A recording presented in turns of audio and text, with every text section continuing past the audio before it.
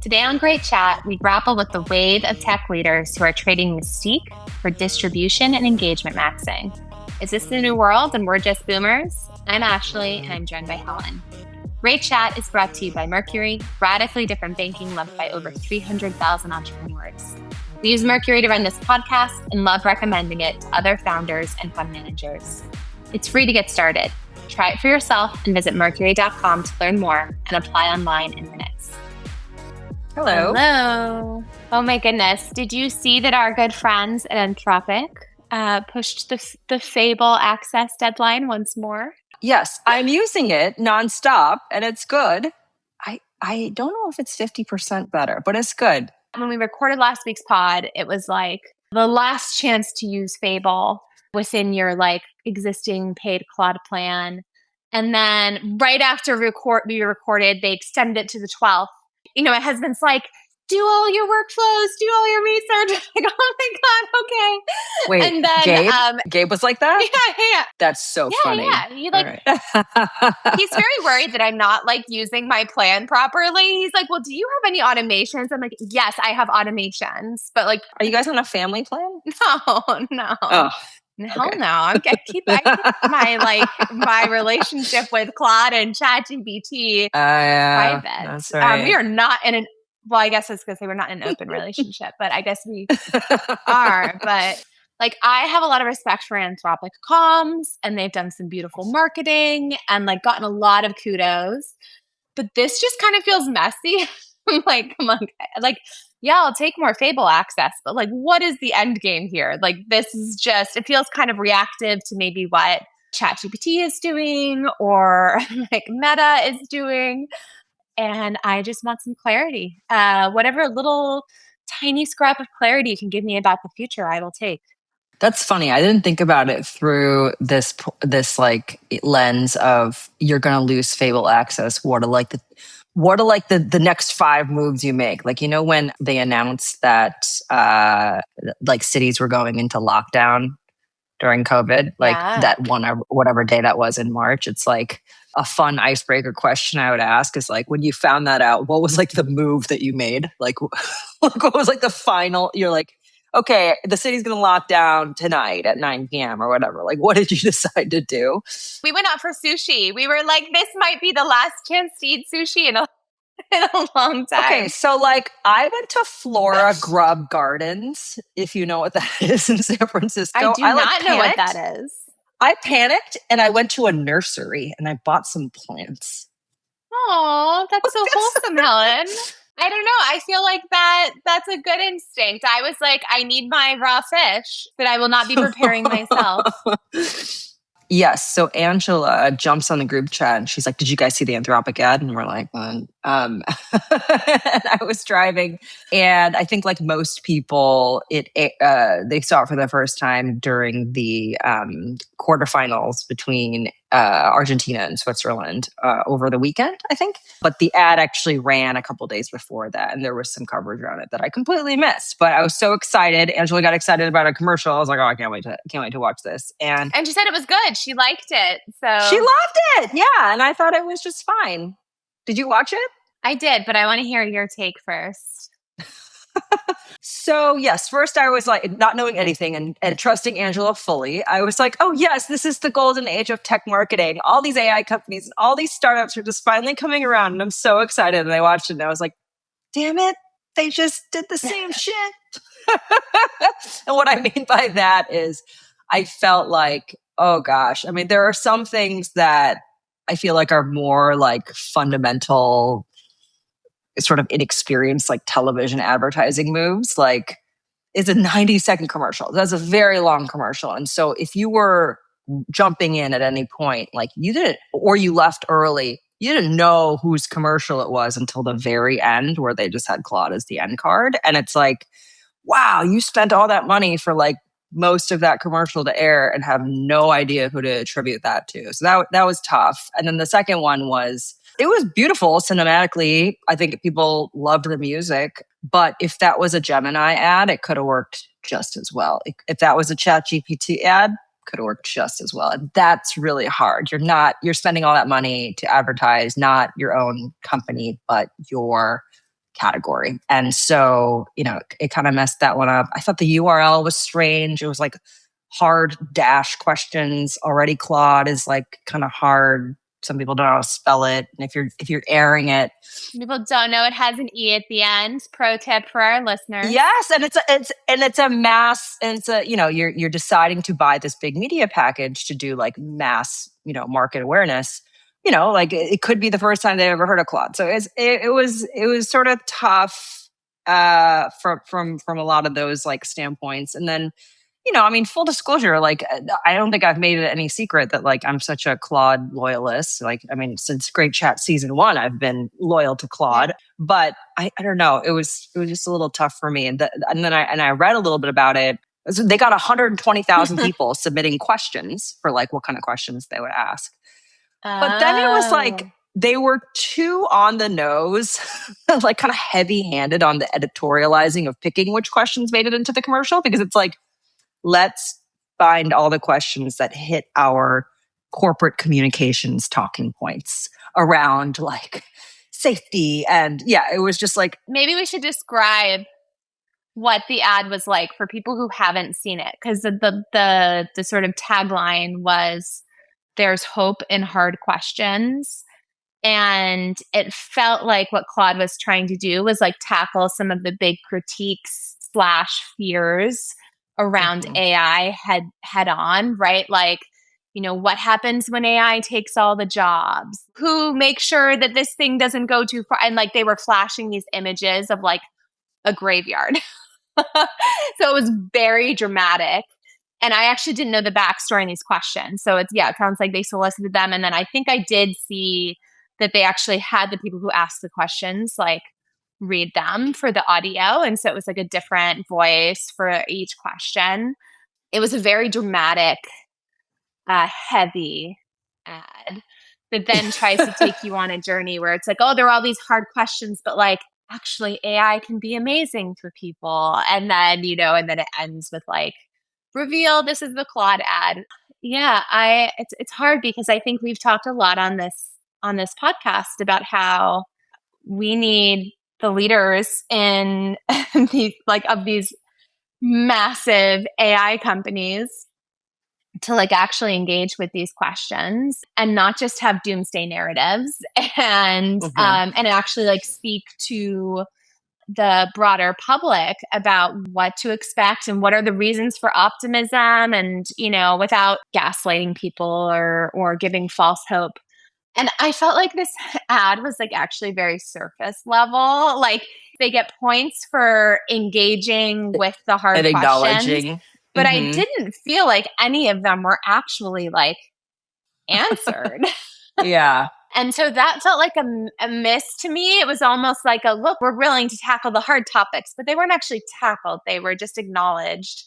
And they were acknowledged in ways, again, like if you flash a graveyard on a screen while talking about like the dangers of AI, it's just like, oh, holy shit. I really did not like the ad. And which is funny because like this is the kind of attempt I like want these companies to make. But it really fell far short for me. Yes. Again, so I worked at Quora for a little bit. And, after we had hit some, 300 or 400 million users. And so it's like a lot of people. And you get to kind of see like, well, what are the most common questions asked? And it's like, trust me. When you get to like mass market, like the questions are not that level of sophistication. It's like, so it was just sort of like a, oh, this could have been like a Google ad, right? A Google search ad from 10 years ago where there was some other overarching theme, like when there was maybe like, a market correction or something when then, the mood was low or something. And it didn't hit for me. But I think to acknowledge like how much of a contrast there was in sort of like Angela's reaction. I actually know many people who said that they thought it was great. I think that they were speaking to Angela. I think they're speaking to like people within Silicon Valley and, other parts of the country who are like extremely plugged into AI and like asking these questions. That's so funny. I read it so differently. Who do you think that they were talking to? If they were targeting a more like insider audience, I would say it was a huge fail because my feed hated it. Like, if you look at the tweet from Claude with the ad that like unveiled it for the first time and read the replies and read the quote tweets, it was like universally despised. Damn. Angela is the only person who liked this ad. Angela's like an actual contrarian. So let's give her some Yes. props. By the way, like Twitter is not real life. And like, people are the prior Claude ad that we've talked about, their Super Bowl one, which was sort of like a dig at ChatGPT and, and well, we won't do advertising, so our answers are better, blah, blah, blah. Like tech people loved that, and including the Twitter set, right? Like people were like, ooh, this is fun. This is like, a little edgy. And Anthropic was still like the challenger underdog in that relationship. You could argue that actually now it is the category leader, at least in revenue. But still not close compared to ChatGPT in terms of consumer. And so to making the choices they did on the media buy, it really does show they were looking for consumers, right? Like this was not Oh, I'm not saying it was good outside of tech circles. Well, outside of tech circles, people did not like it. Yes. Insiders loved the prior ad, which is so interesting. It's the same ad agency, same creative team. But I think and yeah, totally different mood though, right? Very different mood. I would kill to read the brief for this ad, and like the fact that the Super Bowl one was maybe a win with insiders, but a miss more broadly with like the general public when we looked at the ranking of Super Bowl ads towards the bottom. People were like, wait, what's AI? Like, I don't even know how to engage with this like advertising dig. And this time, my hunch is they were actually trying to reach a broader audience of people who are worried about data centers and like the price of electricity going up and jobs going away. I mean, there are all these surveys about how like people fear AI and hate AI. But I just don't think they actually engaged with it in a substantive way. It was like dramatic images, dramatic questions, but like, what's the act? Where's the hope in the hard questions? Like, I don't know. I mean, I'm an optimist too. I'm not a doomer.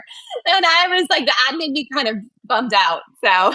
Okay, something that's still swirling on the timeline is the 1X Neo robot review by Wired. I cannot believe this is still a story. Like it's, I don't know, lasting several more days than I thought. But basically, Wired had the exclusive, I guess, on like this new, on the new Neo robot. And that's like that soft, like human-like robot that, we've seen before and we've talked about on the pod. And it would have been fine. Like it would have just been like another article and there would have probably been other coverage on it, whatever.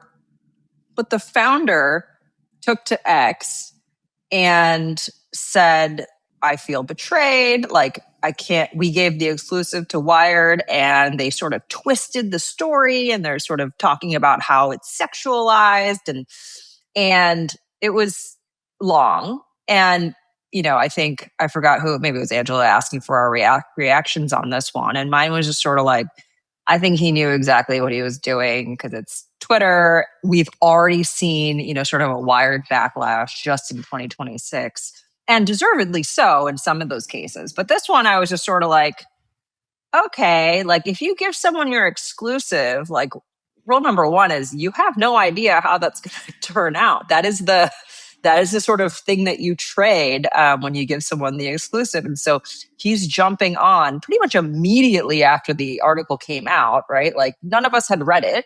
And it's behind a paywall, so unless exactly, unless you're paying Wired, you have to take his word for it. But you did eventually pay for it, and like, what was your take?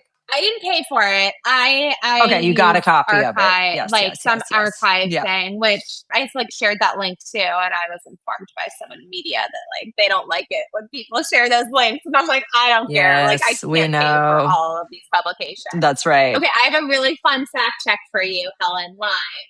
For you and like most of the people who engage with this tweet.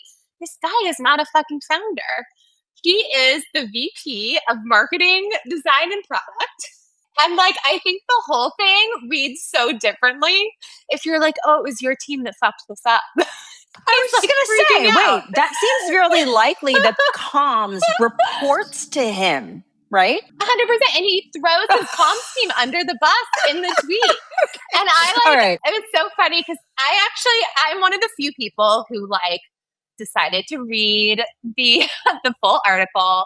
I also watched the video. So basically the two things that Dar, the executive, was objecting to is one, this idea that like this robot is sexualized, and then two, privacy concerns, because while some of these motions, so the focus of this launch was on the hands and like how dexterous and like fast the fingers are, and like that was like how the quick the fingers are. Yes. But also it's like, if you think about it, like a lot of the limitations of a humanoid robot are like what it can do with its hands. Can it like load the dishwasher with a glass of wine without breaking it? Can it, do like more complicated things? And the technology does seem amazing. However, some of it is fully autonomous and some of it is remote operated by like humans overseas who are like looking through the robot and are actually oh my God. Yeah. And so those were like, so that's one reality that was already actually like known about the Neo robot before, that this is a thing and it's still a thing. And it's like, I don't have like a problem with that. Like, I think that's like an interesting topic to engage with as we're in sort of this like adolescent or like toddler stage of robotics. I don't know enough to know where we are in that. We'll have to ask Angela. And then also they did this like product video where it's just like the robot, but mostly the hands doing a bunch of different tasks. And this is where the sexualized claim comes from, because one of the tasks is like unzipping a jacket or a hoodie, like very slowly on a human. And then it's like doing some other like lift right after that. It's like lifting some weights with a finger. And like, if you look at the YouTube comments, it gets like very dirty, very fast. And it's funny because it's like sexualized, but it's like not remotely sexual. So anyways, so all of this, like I thought the Wired article was actually very positive on the technology and balanced on the question like privacy and autonomy versus remote operate. And I thought that the company actually had good answers around transparency and how like actually customers choose when to let a human come and like, remote operate their Neo. It's not like people are spying on you and you have no, like, and there's like something that lights up so and then the author also had like watched the product video, and made some comments about how it's pretty sexualized. And like Dar did not like these questions or these comments, and I was just like, either you really fucked up because you didn't know that these were important topics / possible interpretation of this video that you made, or you just think that you can like that your marketing isn't fair game for journalists to come. Like, it just felt embarrassing or opportunistic. Maybe both. This launch got a lot more attention because of the tweet you mentioned. I mean, Mark Andreessen's quote tweeting it and saying, very concerning, ... Like, I'm pretty sure I didn't read the article. I tweeted about it and I had like people in the replies either saying like, oh yeah, I actually hadn't read it, but I like some of the stuff Wired's written lately has been like really like, really egregious. And so it's just like, oh man, like we're just not in an era of like nuance and like doing the work. It's like so tribal and it's so ideological, and corporate comms and crisis comms were having a big week. So the Phia story, some good segue to that. There was a Bloomberg article. They had spent weeks investigating this, and they were accused of cookie stuffing. Which is something that other I didn't know that term, but I love it. Yeah, it's basically to like, sort of like misattribute and take the attribution for, some clicks. And if you're in the industry, it's actually more common. However, the way the article was written, it just seems like they were committing fraud, right? And So there were people I saw who sort of pointing out, like, look, Honey did this and they were like a $4 billion company, or, so and so. These brands were also caught doing this, and this is what happened.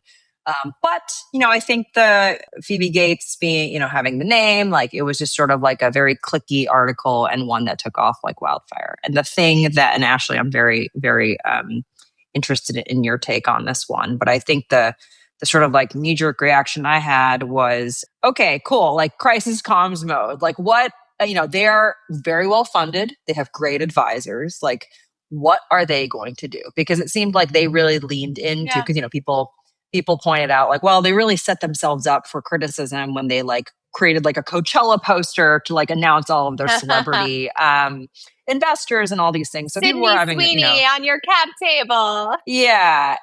And they're like, how much diligence did this person do? And it's like, come on, like, that's not, how many of these folks really invested because of that, and not because this was such a zeitgeisty sort of like moment to be a part of. So my question, because like almost immediately, both the co-founders, they locked their social media profiles, right? Like they had like these tweets are protected or something. And so they couldn't get at mention, and then they weren't able to be like sort of tagged on social. And when I saw that, I was like, "Ooh, that is actually usually like step one in like a crisis comms playbook that I no longer think is really relevant." And step two is you put out a statement. And I didn't see them put out a statement. Today's the 14th. I don't know if maybe they eventually did, but I did see that the next day they issued a statement in response specifically to the Bloomberg article. And they said, like, within the last 24 hours, we were made aware that there was basically like a bug, and it was causing misattribution from a subset of users, and that they've fixed this completely. I don't know how well that landed. So I thought it was more interesting. Like, I didn't think anything was like that interesting, except for they used like a pretty, in my mind, like an outdated crisis comms playbook. So curious, since you definitely have more experience than me running crisis comms. I've seen my share of what you thought about that? Yeah, exactly. I will say, I don't think locking down your social media accounts has ever been a gold standard crisis comms thing. Like, I've seen it in my experience. Yeah. Oh, I've seen it for sure. I think it's no. Like, I've seen the comms. I've seen the crisis comms folks say, like, basically instruct that should be the first thing to do.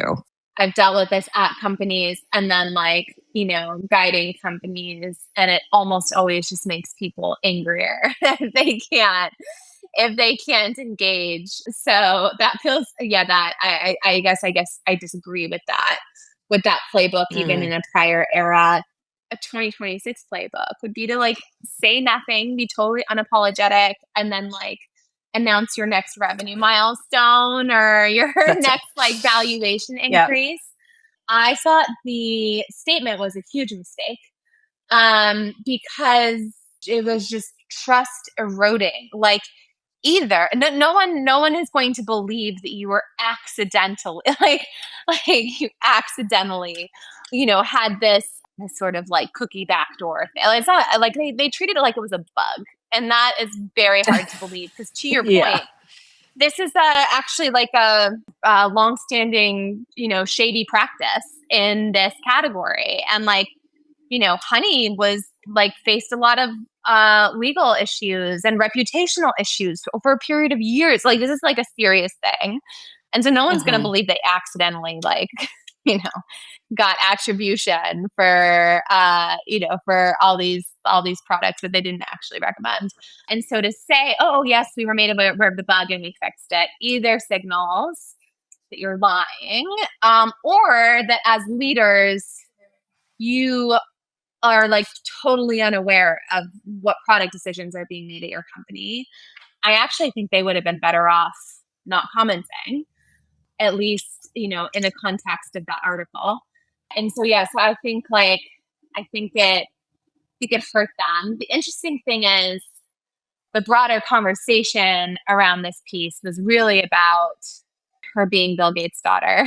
And like, some people read that as, that means she should be, under more scrutiny, and, she thinks she can get away with this because she's like a billionaire's daughter. some people were saying it's unfair. She's being targeted because she's Bill Gates' daughter and because she's pretty and, whatever. And so the argument around this piece also got a lot of chatter, but it was more like the meta commentary around whether Bloomberg should have written this in the first place. My favorite detail is that like Capital One was like a main character here in like taking down Phia. Like I guess they have a competing product called Capital One Shopping and like saw what was happening and like shared this information with like other like researchers and brands or whatever. And I'm just like, oh, this is so funny. Capital One was salty and like took down the like shiny, buzzy Bill Gates' daughter company. And, it's not a dynamic you see too often. My goodness. So that brought joy to me. I worked at Plaid, and Capital One was definitely like a foe for a brief period. They most recently invested in a Series A of a company that I invested in a previous round. So like I got a little sense of their diligence process.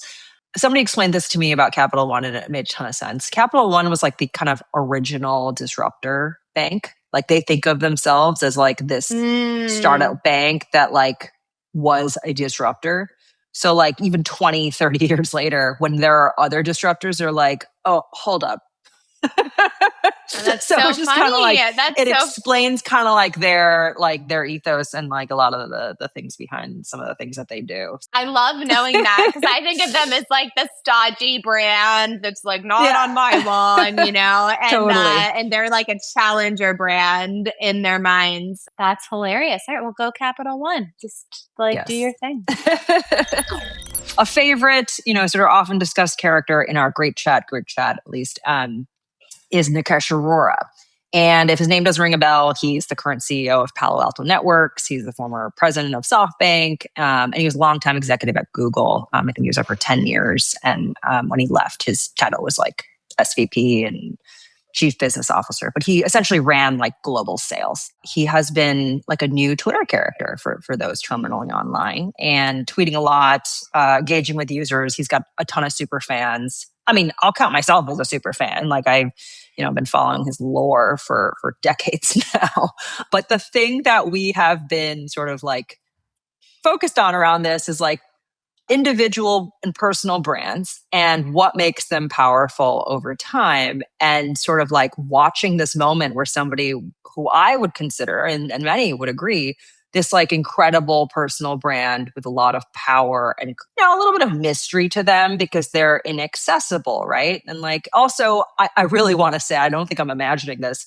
Every photo you could have ever Googled of him, like found on the internet of him, was like him looking like really stern and like powerful and serious. And now every photo I see of him, it's him like with this giant toothy smile. And it's just kind of like, what's happening? Oh, but anyways, so funny. Yes, the joke is that I'm crashing out over this because to me, he's trading this like really powerful personal brand for followers and Twitter clout. And so it got us thinking about like, well, we're actually watching this happen in like, sort of in this phase. And maybe it's just like, I'm too much of a boomer. And like, this is just, Nikesh and Benchmark and Sequoia and all these like legacy, like powerful brands in tech decide very intentionally, like, the new power is reach. The new power is sycophantic followers, by the several hundred thousands. And you have to be accessible. You can't just be gate kept behind, articles or exclusive interviews or closed doors, events, and lore. It really has to be like front and center. You're tweeting all day. You're tweeting all of your thoughts. Yeah. I thought that would be a fun topic to kind of poke at, frankly, ourselves or me on like, why is this such like a never meet your heroes moment? And like, why it's almost like making me rethink everything I ever thought about like building personal brands. And was mystery like a moat? I know that sounds strange, but it's like, to me, mystery is part of like, like what makes a brand sort of inaccessible, right? Is not for everyone. And, an example just to kick us off is like the Benchmark website, that has the Benchmark website is famously used as an example of like, it just being like plain. There's no bios of the GPs. It's just literally just a dark blue website that says benchmark and it's got like an address on the bottom and that's it. There was something about that where it's like Hermes. It's like a luxury brand. You don't have to explain who you're for, right? It's like, if you need to be told who we are, you're not who you're not who we're for, right? And I think this If you know, idea, you know. exactly. And maybe that's completely over because when I think of benchmark today, it's like Everett Randall and Peter Fenton are on like every podcast you could possibly imagine. And they're tweeting you exactly why they invested in a company.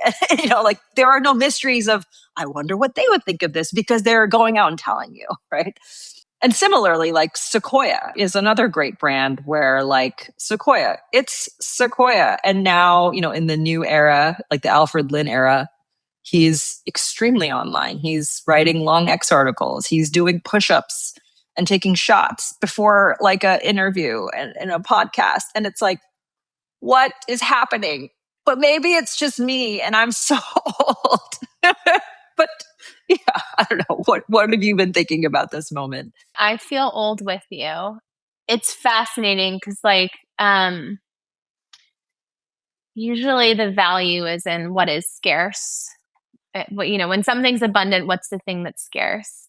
For a while, like access to these powerful figures, was like a scarce and precious thing. And the people who were willing to wade onto platforms like Twitter and be more accessible and showcase their personalities and their opinions, that was like a really powerful tool. And I saw this firsthand at Box because Aaron was very good at Twitter and very funny. And he made, anytime anyone put together a list of like the best tech leaders to follow on Twitter, he was on it.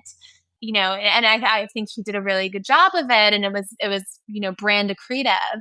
And also when someone powerful, like if Nikesh had started tweeting 10 years ago, it would have been like really exciting. It's like, oh, a window into this guy's world. And now it feels like I'm so tired of reading the X articles of all of these titans of industry. Like, please, I need to get some work done. And it feels really noisy. It feels super accessible. With exceptions, it doesn't feel very high quality to me a lot of times. There's just like a lot, it's like quantity over quality for a lot of the content that is going out. I don't want to tie that to any one person, but in general, people are just sort of constantly participating. And this filters all the way down to the normies in tech too. Like you go to LinkedIn and people are posting every day about really sort of like random shit in their lives and their jobs. And so it's like, it's sort of permeated the whole ecosystem. So access to these powerful people is now abundant. And I guess if I were to try to parse like why that is, I think it's AI. I think, and a lot of this is happening on Twitter. Twitter has become the place where AI conversations happen. AI is the platform shift of, the decade, the generation, maybe humanity. And it's happening really, really fast. And so I think there's like a lot of short-term thinking. There's a lot of like, I need to insert myself into this conversation. I need to be a participant. I need to have a take. I need to be associated with what is happening. And I would bet that Nikesh, part of his calculus is that Palo Alto Networks needs to be seen as a cybersecurity company that is relevant in the age of AI. The influential people that he needs to reach to sort of achieve that brand shift, a lot of them are on Twitter. So I think that's one force. I think another force is there are plenty of people who never had the mystique, never had the lore or the aura or whatever we want to call it, but have done a good job of building an audience on Twitter, and are willing to kick up all the dust and controversy that helps do, like the fact that Nikesh's tweet was like, my friend Harry Stubbings encouraged me to do that. I'm like, Harry's a perfect example. Like he has a fund and a brand today because was early to podcasting. He posts a lot of intentionally controversial stuff on Twitter and LinkedIn.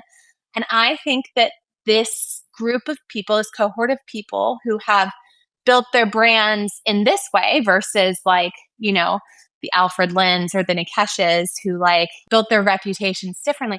They are like rooting for these previously mysterious people to roll in the mud with them. It legitimizes them. Validation. It validates them. Exactly. And like Nikesh is like tweeting with like J. Cal and Jamath and like Owen guys. And I'm like, oh, this is so interesting to watch because they're both validating each other. The super online poster guys are like, you know, sending followers and engagement Nikesh's way and making him feel like a cool kid on this app. And then Nikesh being like, oh, I'm going to join the party and I'm going to invest a lot of time here is making them seem like they were like early movers in something that's very valued. And so there is this sort of like reputational or brand value exchange that's happening where I think a lot of the people who've been like super online for a while feel good about that, like good about themselves and pat on the back. So I was like trying to think of who is still running that, who's still doing like the mystery sort of like brand through, you know, lack of access. And the only name I could really think about was like Peter Thiel. Regardless of what your personal opinions are of him or any of his positions, you cannot deny he is powerful. So, and that he has brand recognition. He's very powerful and wealthy. He's definitely not tweeting all the time, right? He's very, very intentional about when he shows up to events and when he participates in conferences, you know, what he does. I think he's very accessible. There've been plenty of stories about him, you know, being like super accessible to like interns of companies that he's running and providing mentorship and all these like things. But again, that's kind of leaning on the lore side, right? It's like the second hand or like, how many of those Founders Fund guys tweet like, oh, well, Peter thinks, or I was talking to Peter, and well, it's like that gives them clout, right? Because he's not somebody that is accessible to everyone. And so the fact that he was like kind of the only person left that I could think of that, you know, is still kind of like almost like the boogeyman-ness of like the sort of conspiracy theories of the things that he believes and the things that he's behind, like almost add to his like mystique and power. And you know, maybe just the way that I'm framing that is like outdated in this new world. And if you are, and so like my question was like, who is building a brand like that today? Because I feel like if you are a newcomer, like in this current environment, I don't think that your head goes to like, oh, I'm going to build this like luxury brand, right? It's like, I'm going to tweet all the time, grow a following, and then and see what that following can do for me, because I have so many examples like Harry Stebbings, like Packy McCormick, like you know, Lenny's podcast, Lenny's newsletter, right? Like these very smart people who are like very action oriented, and they're just like, you know what, I'm going to go for it, grow a following, and then that's going to lead to me being able to raise a fund, me having like a really successful podcast or conference series, or et cetera, et cetera. And so, you know, I think that like we just have different heroes this generation. And that is really the simplest way to put it. And I need to stop crashing out. Very few people can have the strategy of just like, I'm going to be fully behind the scenes. I mean, actually, one person who does come to mind on that is Ilya Skever. Like he's raised a ton of money at a crazy valuation. He's got the like, you know, the sort of like OpenAI backstory. He's very behind the scenes. And, you know, I don't even think his company has a website. So there's definitely some mystique building going on there. And maybe that's just because they're in a build phase and they haven't come out of stealth. Yeah, I don't think Mira Murati's super She's like, not overexposed out there either. I mean, reporters write about her, but she's not like out like tweeting hot takes. Apple leadership has always been this way. I mean, even in the Steve Jobs era, everything was very intentional. But, you know, it's not like Tim Cook was out like constantly talking, and that's a good point. Apple's way. Sundar isn't super overexposed. Some of this is, I think, like the political environment where like if you weren't part of the zeitgeist, you were better off keeping your head down. It's been very interesting to see Satya Nadella like start to post a bunch of X articles, like X thought leadership on AI. And it's, you know, I wouldn't say he's completely gone like full poster, Twitter boy mode, but he's definitely participating more. So yeah, it's fascinating. I just like can't help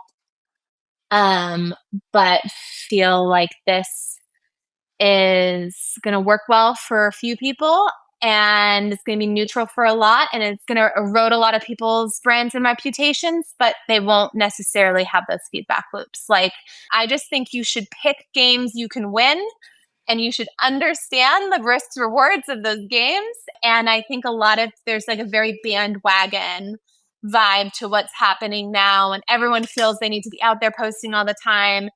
And sometimes when I get pitches from founders, I go and look at their social profiles, and I'm like, oh no, like I'm not not touching this. Like, just like information I wouldn't otherwise have.